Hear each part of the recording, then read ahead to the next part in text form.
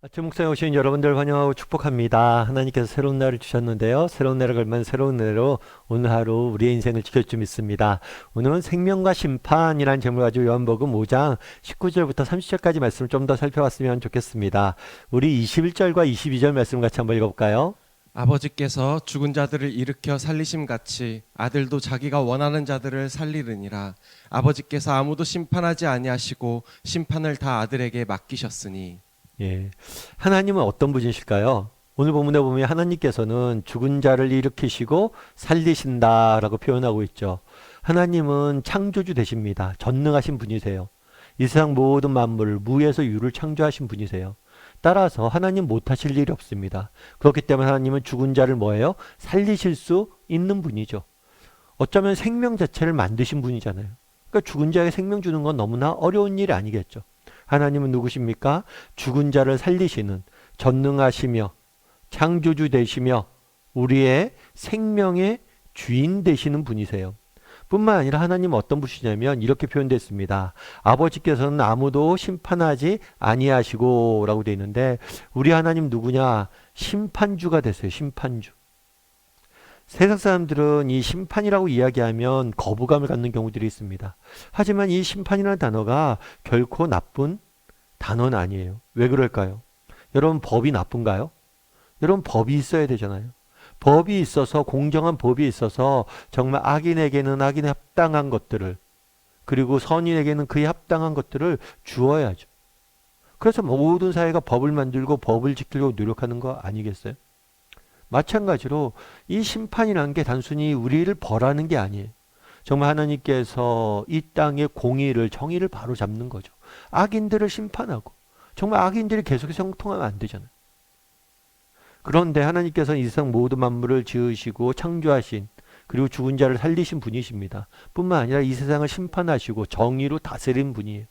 그런데 그 하나님께서 이 생명을 주시는 일과 또 심판하시는 일을 누굴 통해서 하는 거예요? 하나님의 아들을 통해서 하는 거예요. 심판도 뭐예요? 아들에게 맡기셨다라고 이야기를 하는 거죠.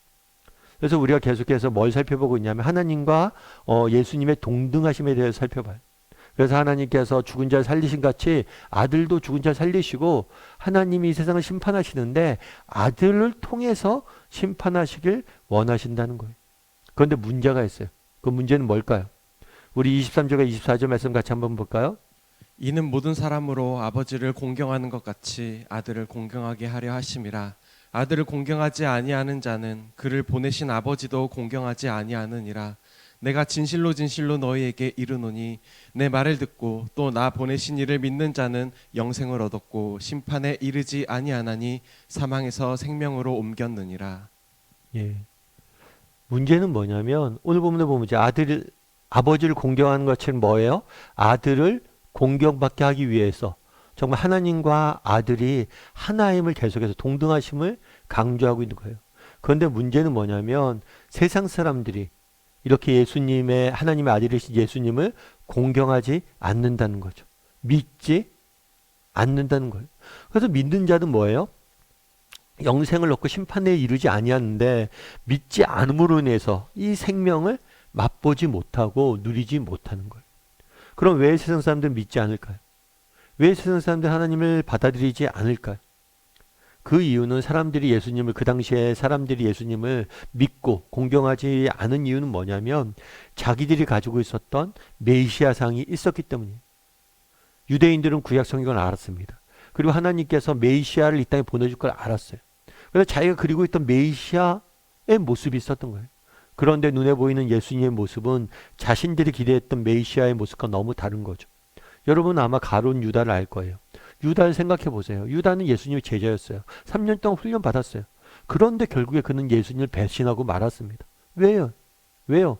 자기가 꿈꿔왔던 모습과는 예수님이 달랐기 때문이에요.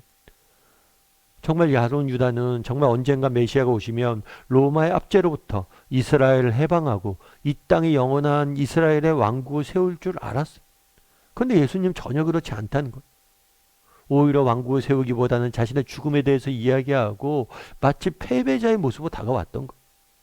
자신이 가진 바램과 기대와 너무 다른 모습을 찾아왔기 때문에 예수님을 받아들이지 못했던 거죠.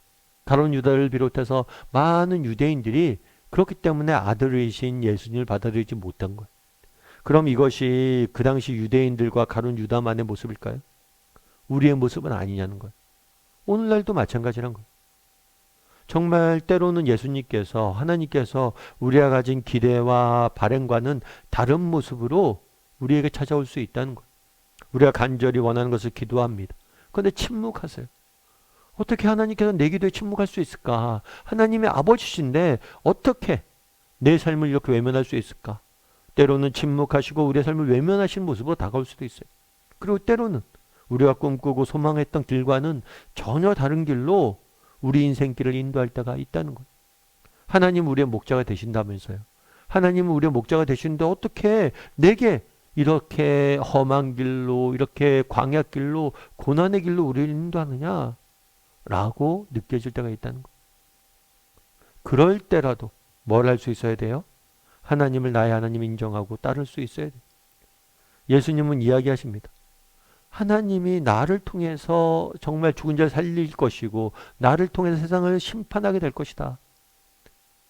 정말 나를 믿고 나를 따르라 라고 이야기합니다. 나를 따르면 사망에서 너희가 생명으로 옮겨질 것이다 라고 이야기를 해요. 근데 수많은 유대인들이 따르지 않았어요. 왜요? 자기들이 갖고 있었던 그 기대했던 메시아의 모습과 달랐기 때문이에요. 그럼 우리도 마찬가지란 거예요. 우리도 정말 우리가 기대했던 모습과 다른 모습으로 예수님이 다가올 때가 있습니다. 그럼에도 불구하고 우리가 그분을 믿고 신뢰하고 따를 수 있어야 되는 거예요. 여러분 존 버년을 아시죠? 이 존 버년은 철로 역정을 쓴 저자예요. 이 철로 역정 같은 경우에는 성경 다음으로 가장 많이 팔린 책으로 알려져 있습니다. 그만큼 수세기 동안 많은 사람들에 대해서 읽혀지고 영화로도 만들어지고 만화로도 만들어지고 했던 책이죠. 근데 이 존 버년이 이렇게 이야기해요. 만약 예수께서 칼을 들고 마중 나온다 할지라도 나는 그분의 발 아래 내 몸을 던질 것이다. 왜냐하면 그분이 최후의 희망이기 때문이다. 칼을 들고 마중 나온다 할지라도, 다르게 말하면 예수님이 우리의 기대와 바램과 우리의 예상과는 전혀 다른 모습으로 우리에게 나타날 수 있다는 거예요. 그럼에도 불구하고 나는 그분 아래 내 몸을 던질 것이다. 나는 그럼에도 불구하고 믿고 순종할 것이란 거예요. 왜요? 그분만이 나의 최후의 유일한 희망이기 때문에. 실제로 이 고백은 존 버년의 삶에서 나온 고백이에요.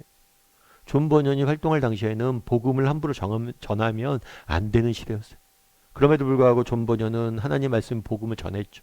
그 결과 감옥에 갇힙니다. 감옥에 갇히는 것도 6개월, 1년 이렇게 갇힌 게 아니에요. 수년 동안 감옥에 갇혀요. 그리고 풀려납니다. 근데 또 복음을 전합니다. 그리고 또 감옥에 갇혀요. 그리고 6, 7년 또 감옥에서 보내요. 또 풀려납니다. 또 전해요. 또 감옥에 갇혀요. 그렇게 20년 이상을 감옥에서 보내야만 했던 거예요. 여러분 생각해 보세요. 정말 여러분들이 예수님을 믿고 예수님 복음 전하는 일 얼마나 귀한 일입니까? 얼마나 하나님 주신 사명입니까? 그럼 이 귀한 일을, 이 사명을 감당하는데 예수님께서 우리의 인생을 책임져 주셔야 되죠.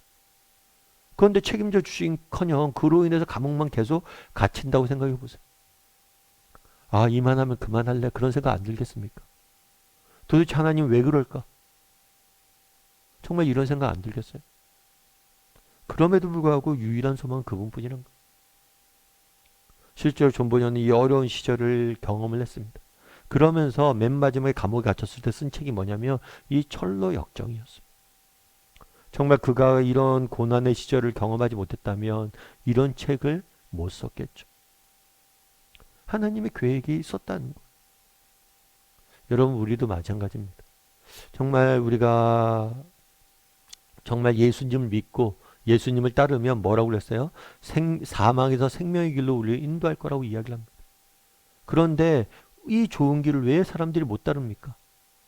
정말 때로는 예수님께서 우리의 기대와 전혀 다른 모습을 우리에게 나타날 때가 있기 때문에 우리의 삶 가운데도 마찬가지. 하나님 우리의 기대나 바람과는 전혀 다른 모습으로 우리 삶 가운데 역사하실 때가 있어요. 일하실 때가 있고 인도하실 때가 있어요. 때로는 침묵하시고 때로는 우리의 기대를 꺾으시고 때로는 우리가 원치 않은 길로 보내실 때도 있어요. 그럼에도 불구하고 믿음이란 무엇입니까? 그럼에도 불구하고 예수께서 칼을 들고 마중 나온다 할지라도 그분 앞에 엎드리는 게 믿음이에요. 왜요? 그분이 우리의 유일한 소망이기 때문입니다. 그러면 정말 우리가 이렇게 순종했을 때 하나님께서, 우리 선한 목자 되신 하나님께서 우리의 인생을 정말 아름답고 가치 있게 만드실 거예요. 그런 믿음을 가지고 하루하루 살아가는 저나 여러분이 되기를 주님의 이름으로 소원합니다.